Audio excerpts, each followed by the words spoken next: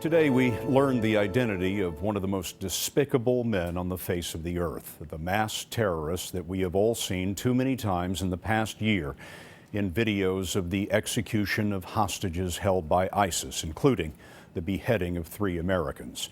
Tonight, Mark Phillips in London tells us who he is and what we know about him. He's the masked face of ISIS in all its brutality, and now he has a name. The executioner, nicknamed Jihadi John, who figures in at least 5 gruesome beheading videos, is really Mohamed Emwazi, a 27-year-old college graduate from London. His accent was the first hint.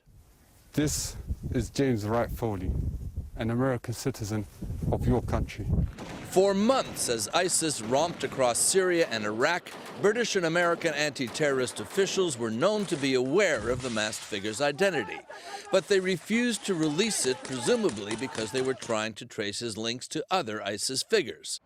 Armed with a computer science degree from London's Westminster University, Emwazi was already on the security service's radar.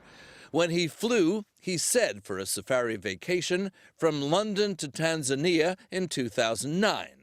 There he was stopped by British and local officials who accused him of trying to go to Somalia to join the al-Shabaab militants.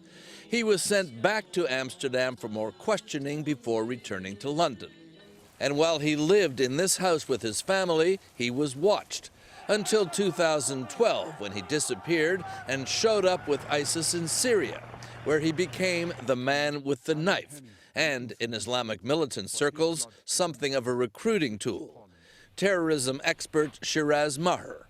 He's become a huge character to the international community of what we call fanboys and fangirls that sit around and support Islamic State virtually. So Jihadi John is a celebrity to them. Some even tried to justify his behavior.